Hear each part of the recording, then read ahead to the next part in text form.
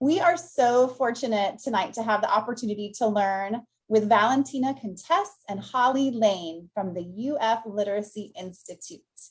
They are going to talk with us about UFLI, what exactly it is, how our students and teachers are working with it in our schools, and how families can support that work at home. So let's begin. Thanks so much for being here tonight.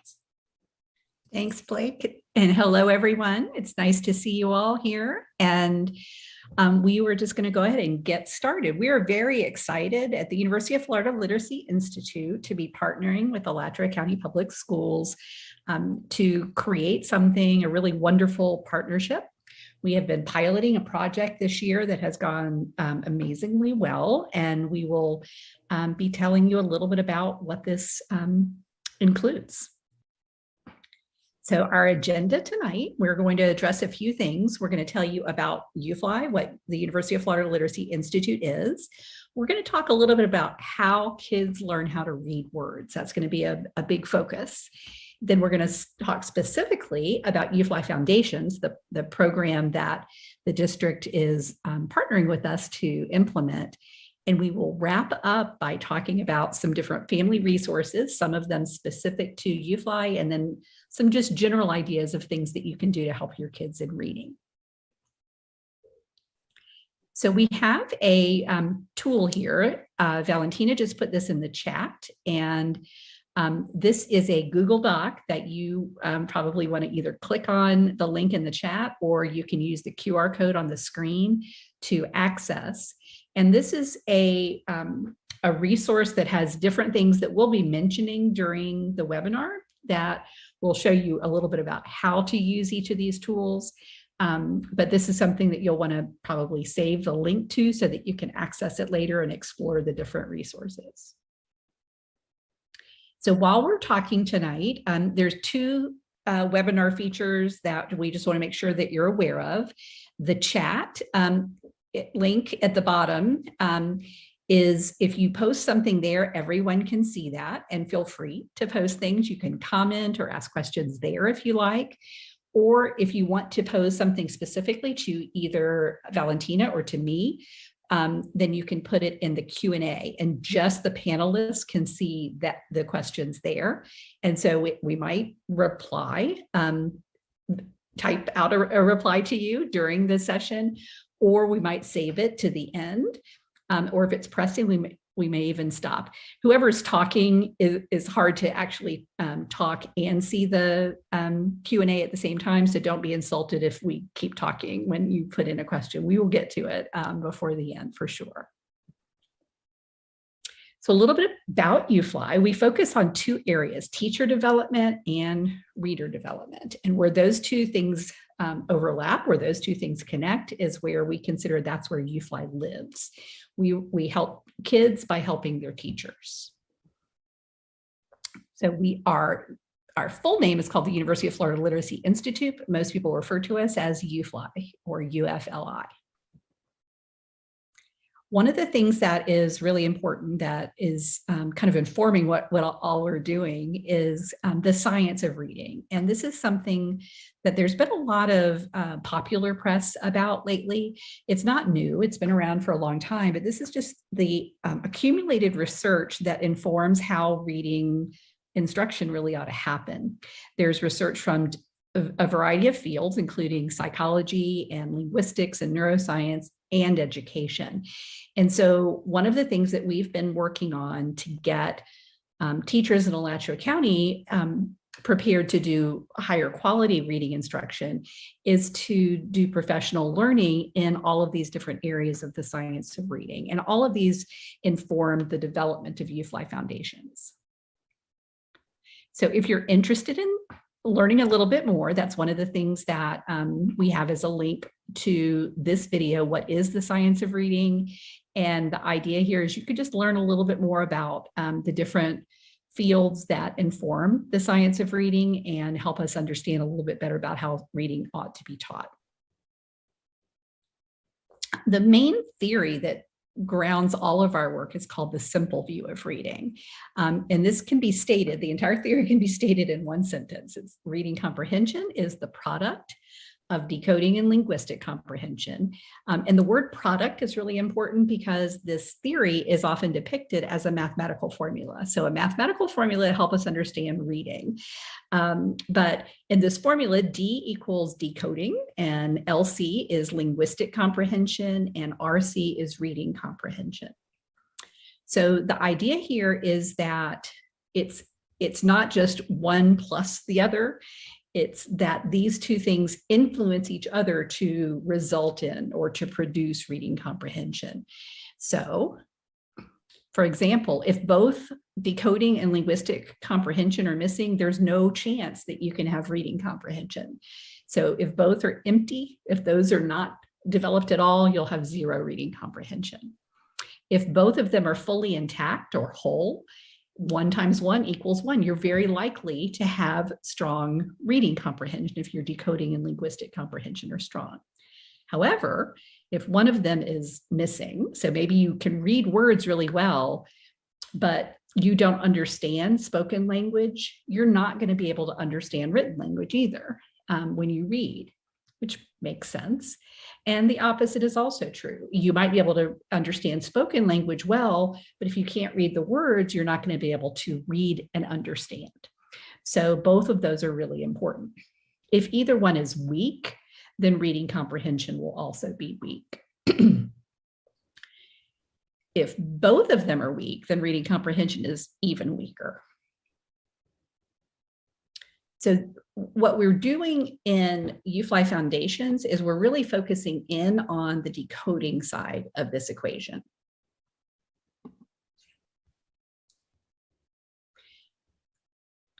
So we're going to tell you a little bit about foundations and a little bit about reading words.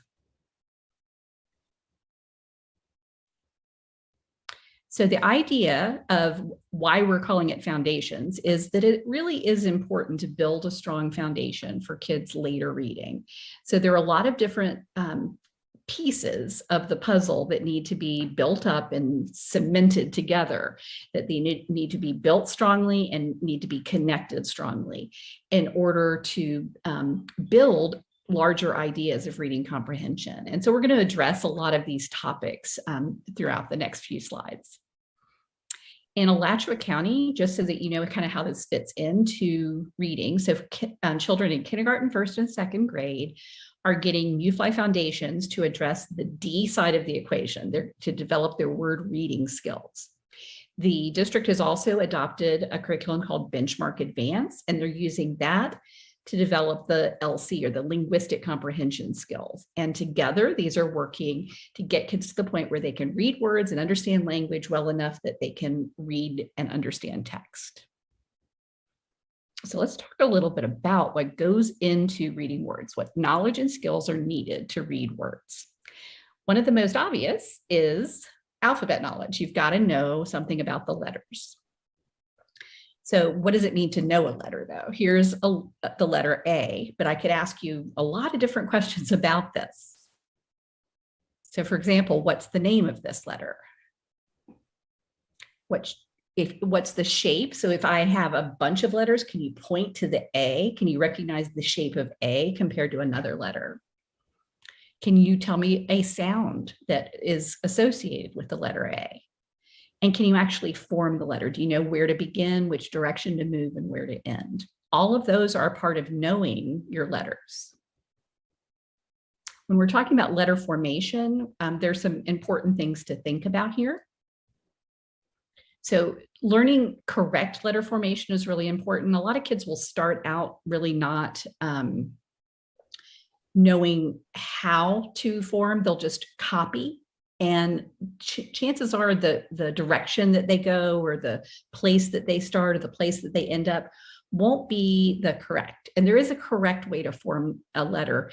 It's correct because it's most efficient. And the more efficiently we can form letters, the more we can write, the more fluently we can write. So learning correct letter formation, we want to do this because it helps us know the letters better. It promotes our alphabet knowledge. It also helps us become more fluent in writing. And becoming more fluent in writing makes us better at writing, the quality of our writing, the written expression is better. Another area that we need to develop to be able to read words is phonemic awareness. So phonemic awareness has a couple of parts. The first part is just being aware of the sounds, being able to detect individual sounds within a word. So if I say a word like cat, can I hear that there's a k and an a and a t? That's part of phonemic awareness, just being aware of the sounds. And can my brain process those sounds? The other part of phonemic awareness is, am I aware of how that sound is being produced? The actual production of the sound is an important part of being aware of the sound. If you just look at these mouth shapes, you can probably narrow it down at least, if not tell for sure, which sound is being produced. Across the top, you see lips together. There's only a few sounds that could be. It could be a p or a b or an mm. Those are the only sounds that we produce with our lips together. And being aware of that helps me be able to read words and spell words more effectively. In each one of those, you can tell the kinds of sounds that are being made because you are phonemically aware. And that's one of the things that we want to develop in kids, is that capacity to be aware of the sounds in spoken language. We also need to be familiar with graphemes. Graphemes are the written representation of phonemes. Okay, so a phoneme is a sound that we hear. The grapheme is the written representation. So it can be a letter like these. It can A or an M or a T. Those are graphemes. It can also be a combination of letters that produce a single sound. So when I say the SH sound, it's sh. I don't say s. I make one sound for SH. Same thing with CK, it represents one sound. Then there are other combinations of letters that represent one sound, even OUGH. It can represent two sounds in some words, like rough, it makes an uff, but in a lot of sounds, like in thought, it has the aw sound. All of that together, 4 letters make a single sound. So it's still just a single grapheme. And then we have letters that can represent more than one sound. So we're familiar with the grapheme S representing the S sound, but the grapheme S can also represent the Z sound. In fact, S is the most common way that the sound Z is represented. It's spelled more often with an S than with a Z. And knowing that S can represent the Z sound is an important part of learning to read. There are also individual graphemes that can represent individual graphemes that can represent multiple vowel sounds, like an EA can represent, in addition to E, can say like in head, or it can even say A, like in steak. When we're learning a grapheme, a letter or letter combination that represents a sound, part of learning that is learning where in a word it can appear, because not every letter can appear in every position in a word in English. So we want to know, is it in the initial, medial, or final position? So a letter like B can appear at the beginning of a word like bat or bin. It can also appear at the end of a word like cab or tub. Now, it can appear in the middle of a multisyllabic word, but in the middle of a one-syllable word, it can't happen. It only can happen at the beginning or the end of a word. Same thing with SH. It can appear at the beginning of a word, like ship or shop, or at the end of a word like fish or wish. So one of the things we need to learn how to do in order to read words, this is probably the most important thing, is learning decoding. So decoding is simply translating print into speech. I see print on the page and I say the word that it represents, but there's a little bit more to that. It's reading words like saying k, at, and then putting those sounds together to get cat, right? So I have to say the individual sounds and then I've got to put those sounds together to get the word. So decoding requires blending skills. It requires the capacity to blend sounds together.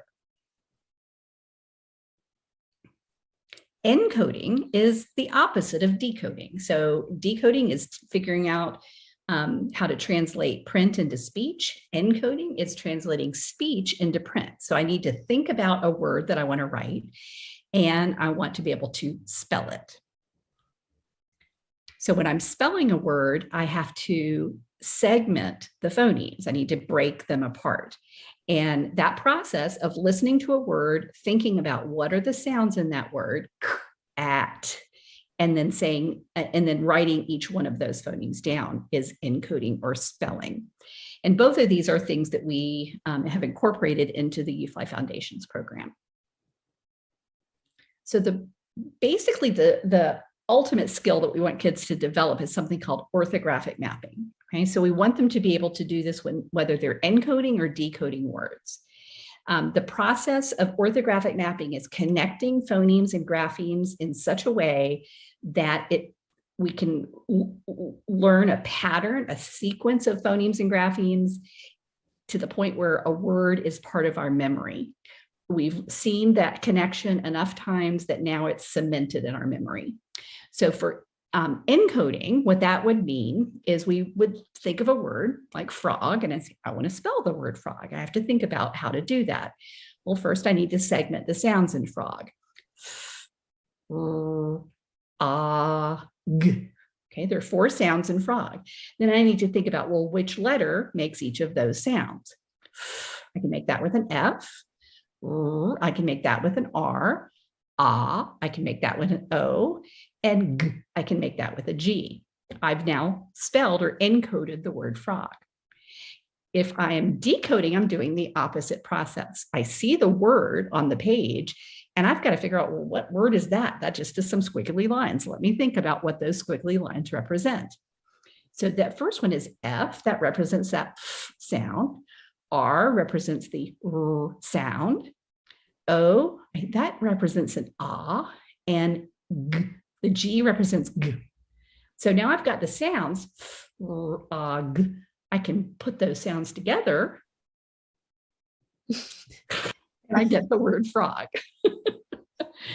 So the whole process, it's the same process that's happening, just in reverse. And so when I'm connecting the phonemes and the graphemes, or the letters and the sounds in this way, what that means is once I've done this a few times, I will remember that word frog. I'm not remembering frog as a unit. I'm remembering frog as a frog.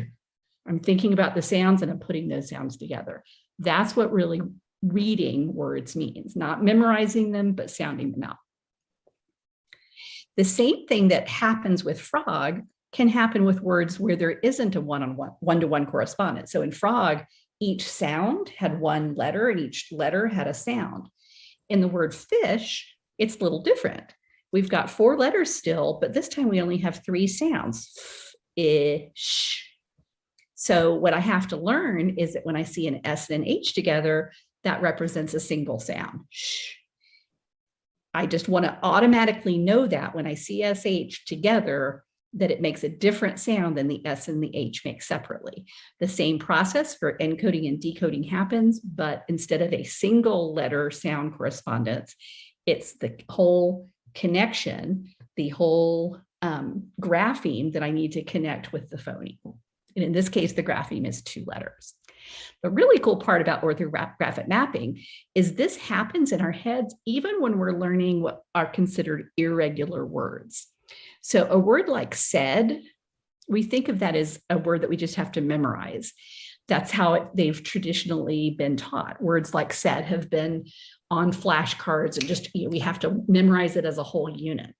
And what we've found, what the science of reading has told us, is that's not how learning happens most efficiently. What really happens, what works better, is for us to sound out the parts that can be sounded out.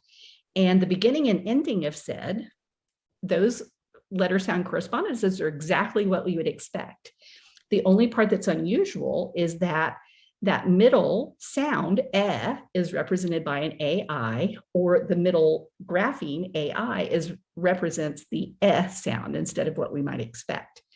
So that irregular correspondence is the part that we need to learn by heart. So you may have heard your kids talking about heart words, and that's what these are, that they have a part that we need to learn by heart. not the whole word, just that one part. So when we're talking about learning to read words, we've talked about a couple of really key elements. Alphabet knowledge, of course, is really critical. Phonemic awareness, or the capacity to segment and blend individual sounds. Decoding words and encoding words. And then we can combine encoding and decoding, and thinking of it as the process that we're developing is called orthographic mapping. So it's not just good enough to be able to read words accurately. We also need to build something called automaticity. And automaticity is just what it sounds like. We want kids to become automatic. And what happens here is, if we think about what happens when a child's not automatic, this is what's going on in their brain.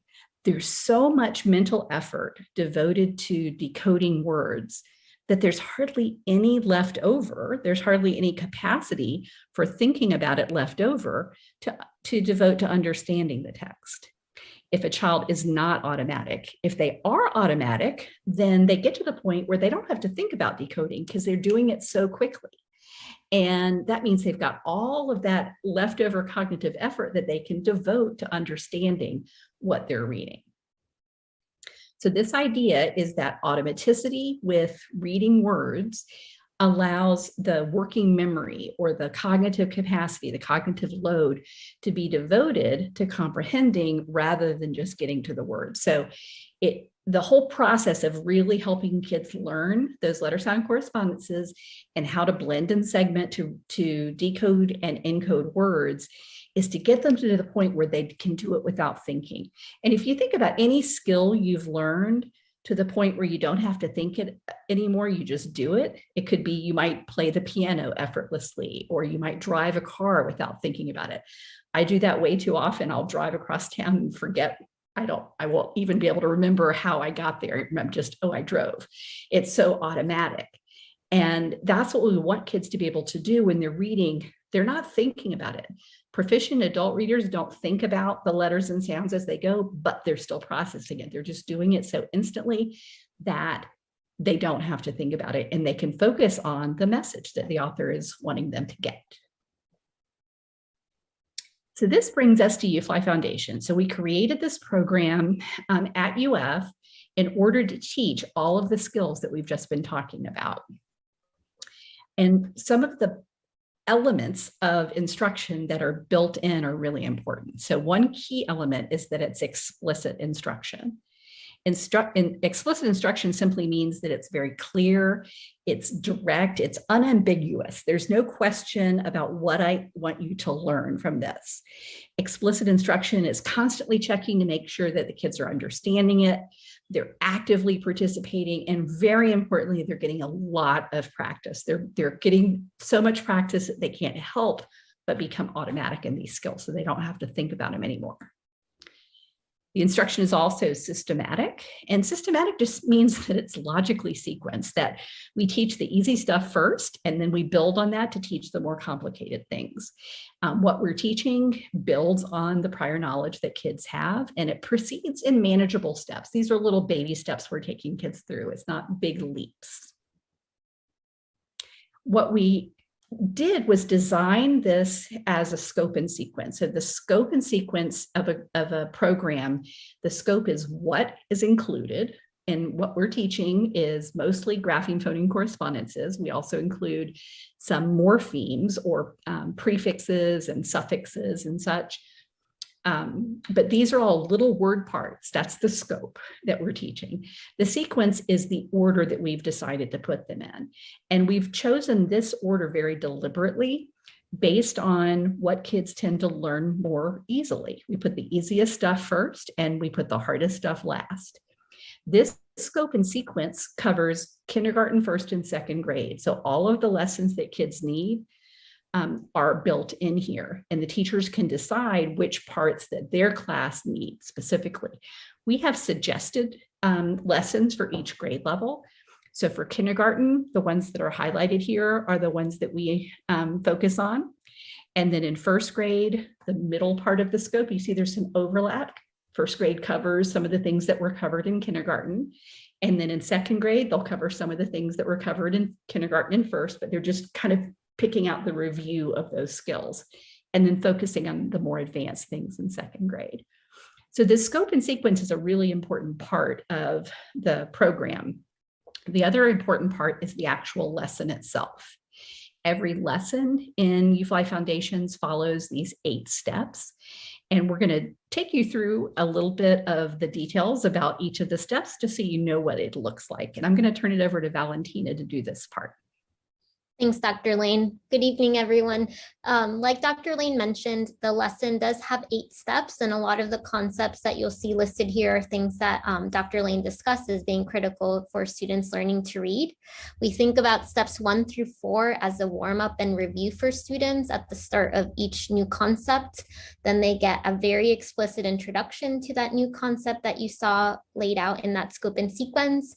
And then students have a lot of practice, both reading and spelling words, both regular words and irregular words, and then ending each lesson reading connected text and writing connected text, so they can see how all of these types of practice leads to being able to read and write text. The lessons are broken apart into 2 days. And so students begin day 1 with that warm up and review, ending with that new concept introduction. And then in day 2, they review that concept and spend the majority of that lesson really practicing the application of that concept in both words and text. Like Dr. Lane mentioned, we do have a suggested scope for each grade level. So most teachers are teaching about 2 concepts a week and then spending Fridays doing review and some assessment. This is what the teachers' lessons look like. So again, they're very explicit also for the teachers to ensure that they have helpful tools to be able to execute the lesson. Along with the lessons, the teachers also have slides that they can use for visual support of students as they're going through the lesson components. That you may have seen or heard your students talk about a sound wall or sound wall cards. As Dr. Lane mentioned, students attending to how sounds are formed or made is really critical to their phonemic awareness. And so teachers have access to these cards, both physical cards, and the visuals are built into their PowerPoint visuals as well. As far as materials, there aren't that many needed. So students have something to write with during lessons. Most students are using whiteboards or sheets of paper and plastic sleeves, or writing on tables, some of them, if their teachers have that kind of tables where students can write on. And then, as Dr. Lane mentioned, reading and spelling words is a big part of learning to read. And so they have some sort of tool that helps them manipulate grapheme so that they can read and spell words. We've also developed some UFLI apps that teachers have access to, and we'll talk about how you have access to these as well. And so these can be utilized on the teachers' boards as well during the lesson. All kindergarten, first and second teachers also have access to reading A to Z, which allows them to have decodable text to apply those concepts in books. Here's just some pictures of materials and students engaging with materials in the classroom. So as you can see, the apps could be used on a smartboard or Brightlinks board. Students at this point in the year are very used to the routines of using whiteboards in order to be able to practice and respond during instruction. So a few other examples, as you can see, students engage with different types of materials throughout the lesson. So sometimes they're engaging with things on the board, sometimes with lettered tiles or magnetic letters. And like we mentioned, writing either on a whiteboard or table or other surface. So we're just going to walk through pretty quickly each of the steps so you get an idea of what the steps look like in your child's classroom. And we have little clips for each of them so that you can hear a real teacher and real students engaging with the content. So as Dr. Lane mentioned, for phonemic awareness, students should have practiced both blending sounds and then segmenting or separating sounds. So you'll hear this teacher guide the students through both of those types of practice. My turn. Good. Brush.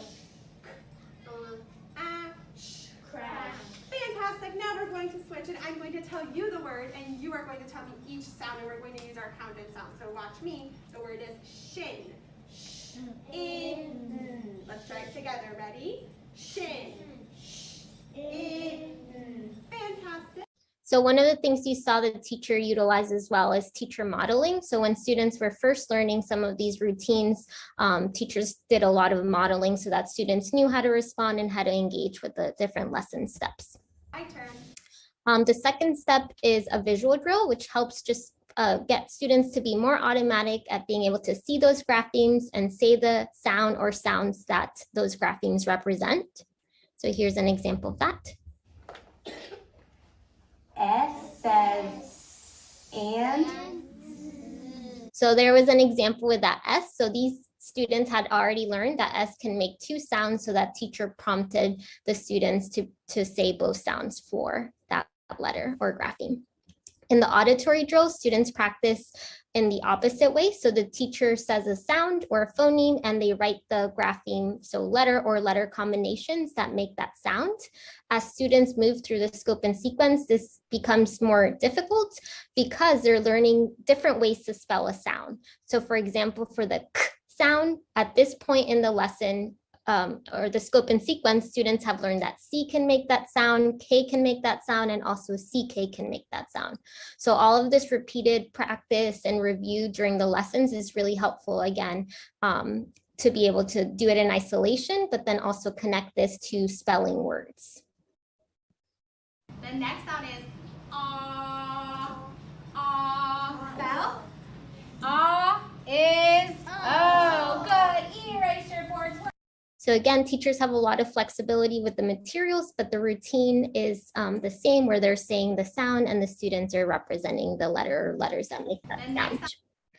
The blending drill combines now being able to know what sounds graphemes make in order to blend those sounds to read words. So here you'll see the student practicing words with that ear sound or pattern.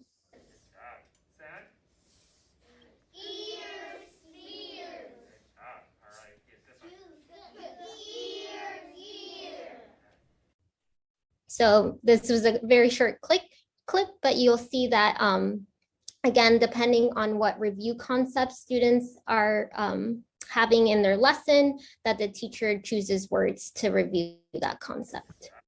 So the new concept introduction is a really important part of the lesson. Like Dr. Lane mentioned, it's really important that students have a really explicit introduction to these concepts, so including what the sound is, the articulatory gesture, so how that sound is made, where that grapheme can go, like SH going in the beginning and at the end of the word.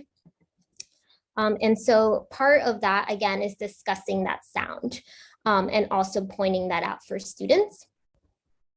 And again, the teachers have visual cards that go along with the lessons that they can either display on the wall or refer to in their slides. Another really important part of the lesson is practicing both reading words and spelling words with that concept, because that's the whole point of going through the scope and sequence, is so that they can apply it. So here's a little clip of students first watching the teacher read the words, so modeling, and then engaging with reading with that new concept themselves. I'm going to read a word by saying each sound, watching first, and then I said each sound, and then I put the sounds together. Are you ready to try it with me? So then the teacher and the students read together. Shock. Very good reading. Here we go. More sounds. Keep saying the sounds. I see SH at the end. So again, lots of repetition and lots of examples of words with that new concept. For spelling, again, students are using all kinds of different materials, but the strategy that is used frequently in the classrooms, you might hear students say pound and sound, where they're saying the word by pounding and then using their fingers to segment or separate each sound. So for example, for the word shin, the students would say shin, sh, I, n. And by hearing those sounds, then they would represent each sound by spelling. So this is really helpful because I'm sure you've seen sometimes your own child's kind of rush to spell words without really hearing all the sounds in the word, which causes errors. So by helping students know that they can use that strategy independently, this helps them not just spelling during the lesson, but spelling during other times of the day and at home. Ready? For word work, students are practicing again, building words, so encoding words and then reading words with that target concept. And so you'll see the students using these word work mats to do that in these 2 clips. Ready? Then. Okay, go ahead and move the letters you need, the tiles you need. Just say the sounds. I love that I'm hearing friends say sounds. What letter says I? Very good job. What letter says I? Good job. And then last sound is This is.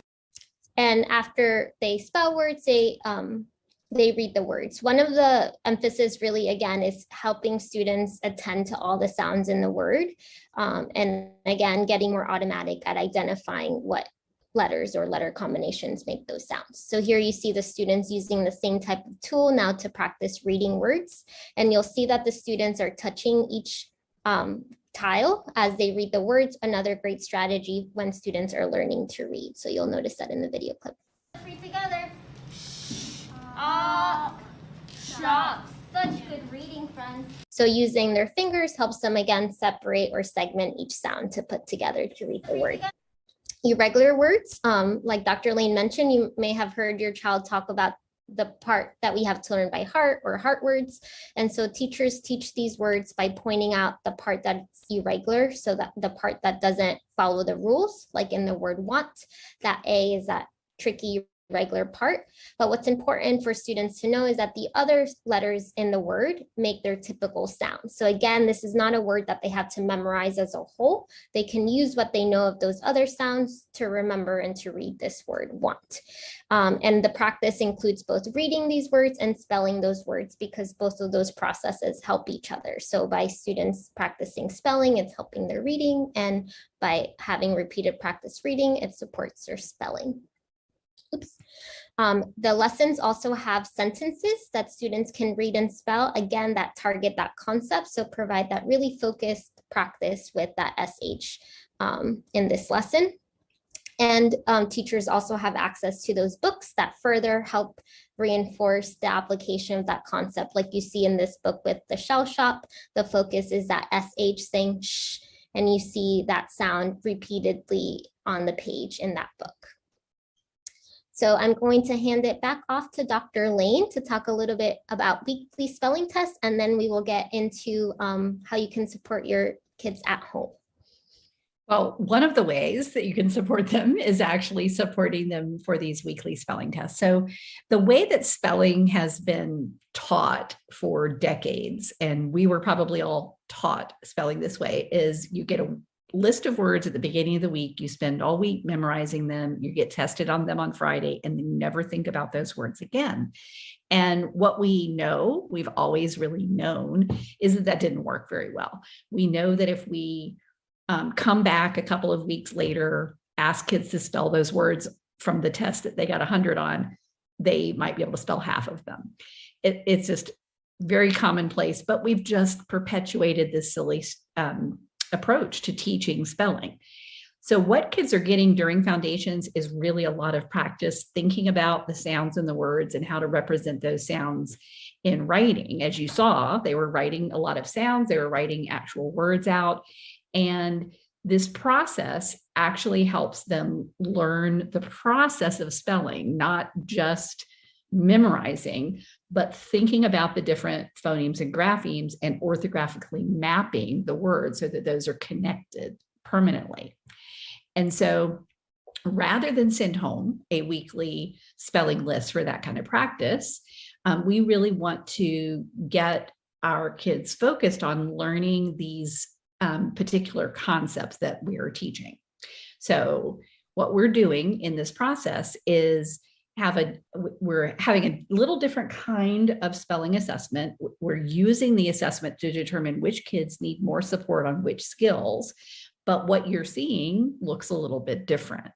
Rather than getting a list of words to memorize, you're getting the sounds and patterns that we want kids to learn. And you might have words sent home that are, let's say, like make and fine. But on the test, your child sees fake and mine, right? So they're using the same patterns, the same things that they needed to learn, the same concepts, but it's different words. So rather than memorizing a word and being able to regurgitate that word, they're really learning how to spell. And in doing so, that means they're also learning how to read. Because if you can spell a word, you can read a word. The reverse is not so true. If you can read a word, a lot of times you can't spell it, but pretty much invariably, if you can spell it, you can read it. So the lists that are going home now, we hope, not all of the teachers are using this method, but we're encouraging it and more teachers are adopting it, is to send home these little practice sheets of things for you to work on with your student at home to practice the spelling patterns. So for example, if your child's learning at school the short U and the G sound, there are some regular words that they can spell at that point, and they also might be tested on what's the sound for you, or how do you spell and have them. The teacher might have them just write that grapheme, or they might have them spell an entire word. They also practice the irregular words that they've been learning in the lessons. And we have them actually write whole sentences. So they're simple sentences that just use the phoneme grapheme correspondences that they've learned up to this point, but they should be able to spell these sentences. And so these are examples. These little sheets are the things that should be coming home. And if not, I encourage you to ask your teacher about them. But these are activities that you can use at home in order to support. And what Valentina is going to share with you is how to actually do these activities in order to build your child's foundational skills at home.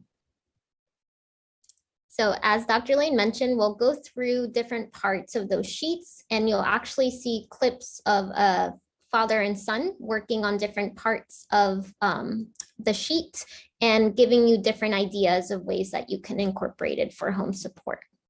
So again, all of these resources, including the explanation for these practice sheets, are included in that Google Drive document. So there is this document that just explains some of the strategies that are being used in the classroom and how you can support them at home, including those links for the word work mats, which you can access at home.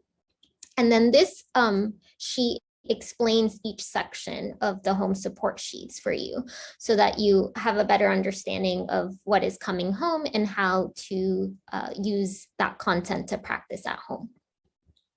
A resource we wanted to share with you is this, it's a 4-minute video of Dr. Lane actually producing all the sounds in the alphabet. So this is a really helpful tool, not just for yourself, but if you have other members of your family or family friends that are supporting your child with homework or reading, for them to review this little short video. So for practice with decoding and encoding with these concepts, again, students just need something to write with. So they can write on pieces of paper or on a whiteboard. I shared that these little binder sleeves are great if you just put a little piece of paper in them. Since they're plastic, they work as dry erase boards as well. So for reading words, like you saw in a lot of those videos, students benefit from saying each sound and then blending the sounds together to read the word. So for the example, for the word dish, they would say dish, dish. And the more that they practice this sequence, the faster that they can do it for words like this. So in this video, you'll see the dad prompt the student to read words in this way. And these are the words that he's reading from his home support sheet. Okay, Charlie. So what sound does SH make? Shh. That's right. So can you sound those out for me? Up, shop. Good. In, shin. Excellent. Dish. Yep. Ash, rash. Great. Ash, crash. Excellent work. So one of the things you saw the dad do at the beginning is just review what that new sound was, which was SH, and then prompted the student to read those words. And you heard the student was used to that practice of saying all the sounds and then blending them together to read the words. Okay, Charlie. Another thing that can be done with the home sheets, if you have a crayon or highlighter or any kind of writing tool at home, is have the students find that new concept. So for example, SH, they can go through and highlight that new concept, which you'll see the student do here for more repeated practice. Now this time we're going to highlight the SH, the sh sound in each word. Go ahead and try.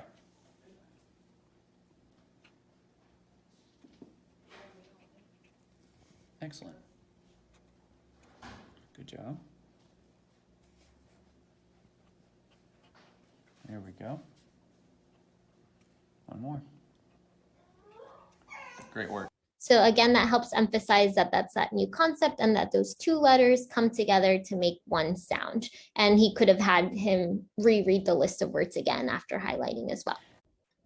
So for spelling words, students in the classroom are using that pan sound strategy that I modeled. So again, the child says the whole word and then uses their finger to separate all the sounds and to then represent each of the sounds with a letter. So again, this helps them really identify all the sounds in the word before trying to go ahead and spell it. So this is what you'll see the student do in this next video. They're using that little plastic sleeve as a whiteboard. We'll say the word, pound it together, shin, and then we'll make all the sounds. So sh, n, n, and then we'll spell the word and say it as we do it, okay? Let's do it. Ready? Shin. Sh. N. Very good. Very good. Let's spell it and sound it out as you spell it. Shin. Good job. So this child probably didn't need to say sounds in order to spell this word, but you heard the dad kind of give him that reminder that he could say the sounds as he spells, because that is a really helpful strategy for students, especially as they're first learning the concept. So as he spelled shin, he could have said sh, and then the dad prompted him to read the word once he finished spelling, which is another great strategy for spelling. So here's an example of the child making an error and the parent correcting, but in a really gentle way.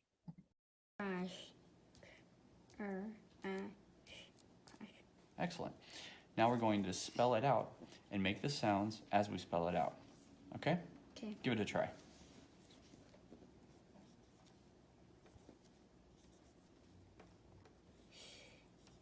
Crash. Okay. So the first letter was really close. Is there another letter that makes the k sound? Oh, see. Very good. Excellent job. So again, he didn't say, oh, that's wrong. He said, you're really close. What's that other letter? And the child was able to correct it and spell the word correctly. This can be done on paper just the same way. I'll skip this video because of time and to leave some time for questions, but same strategy can be done with pencil. And then when the students write words, they can also do what they did with their list with the highlighter. They can circle or underline that new concept again after they spell. So word work, we talked a little bit about when you saw the students spell words with the tiles in the classroom. So this can be done with letters as well, but this is the process of students both encoding or spelling words and decoding words or reading words, but again, targeting that specific pattern. So you'll see this quick video of a child doing this. Slat. All right. Now I want you to, we're going to squeeze a P here in the middle. Let's read our new word.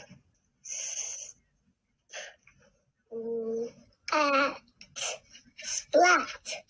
What? You are such a good reader. Like splat the cat. That's right. We have the word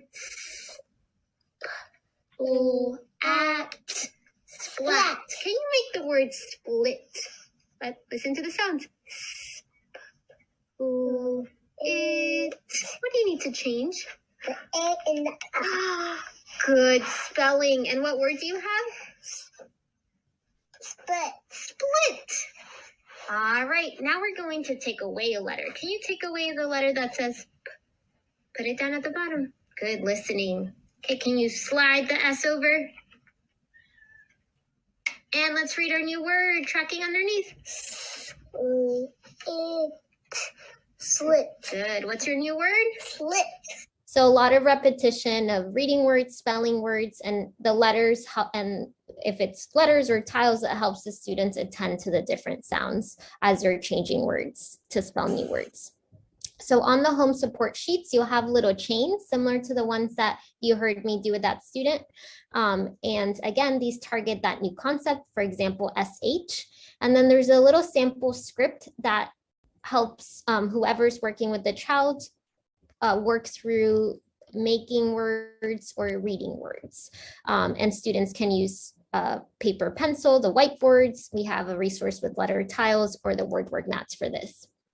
So for the virtual word work mats on that resource Google sheet, there's the steps for how to download it if you do have a tablet at home, how to save it as a home screen. It's not an actual app through the App Store, but it can be saved on the home screen if you'd like to do that. We also have paper graphing tiles like these that can be either sent home by the teacher or printed at home or in the office for students to utilize for this kind of practice. So here you can see the student really quickly sorting out the letters first before he begins his practice on his mat. And so for word work, again, the script helps the student both have practice spelling words and reading words. So when you say make the word shin, the student has to hear all the sounds and spell the new word. Sh, n. But then if you say change the N to a P and the student does that, what word is it? And the student reads ship, they're practicing reading. So this kind of practice allows them to do both. Then change ship to shop. The student has to hear the difference, shop, shop, know to change the I to an O to then spell that new word. And then if we said change the P to a CK, and the student does that, what word is this? Now they're practicing reading again by reading the new word shock. So here's a quick video of the student using the paper towels to do this for this chain up here that you see on the home support sheet. We're going to spell out some words. So can you spell shin using the SH?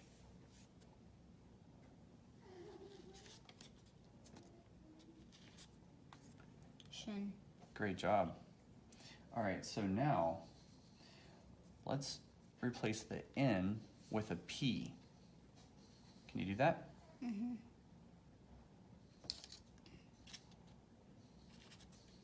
Ship. Great job. The new word is ship. So how would we turn this word into shop? We get rid of the I and add an O.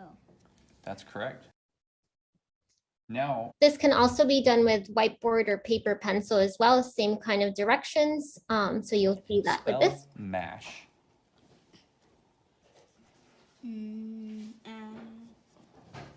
Mash.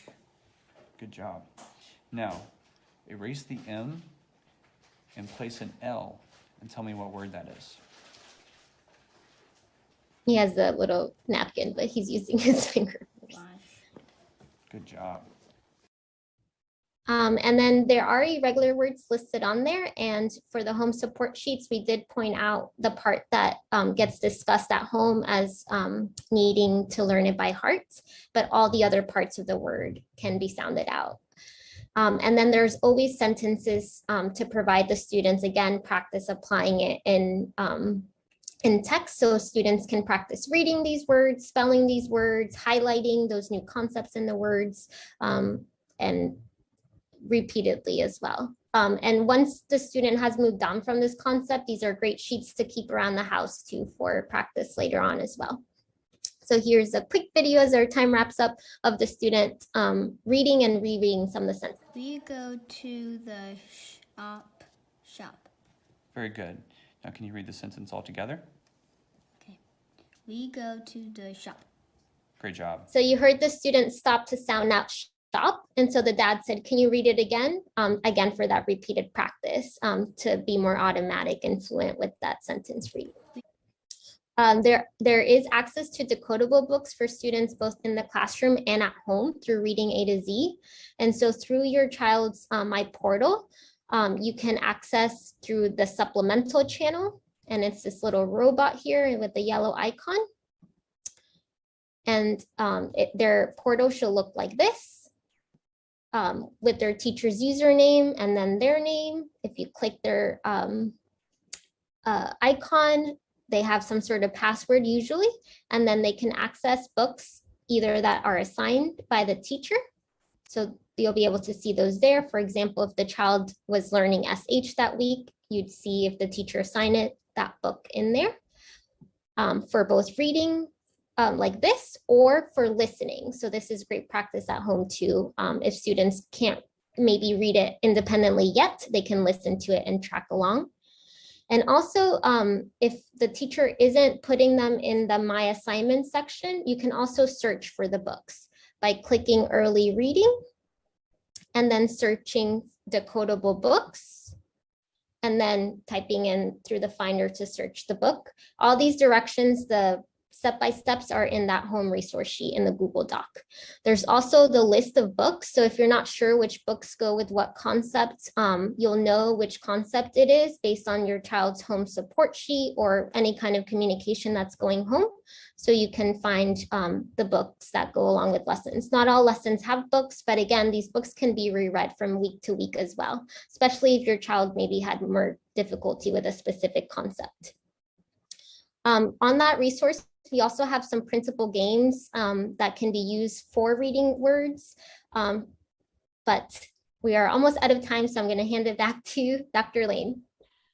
So to wrap up, we wanted to not neglect the linguistic comprehension side of things completely, although that's not what UFLI Foundations does. It is very important.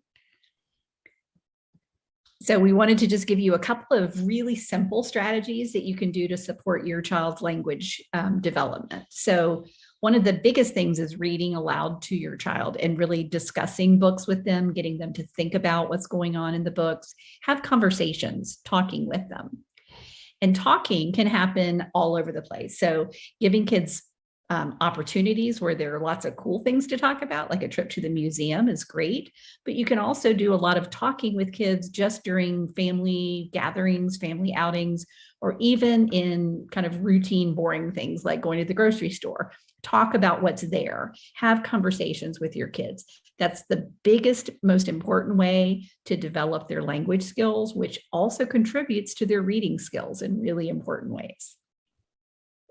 We also wanted to point out another resource. This is the Parent Resource Hub. You can find it on the UFLI website.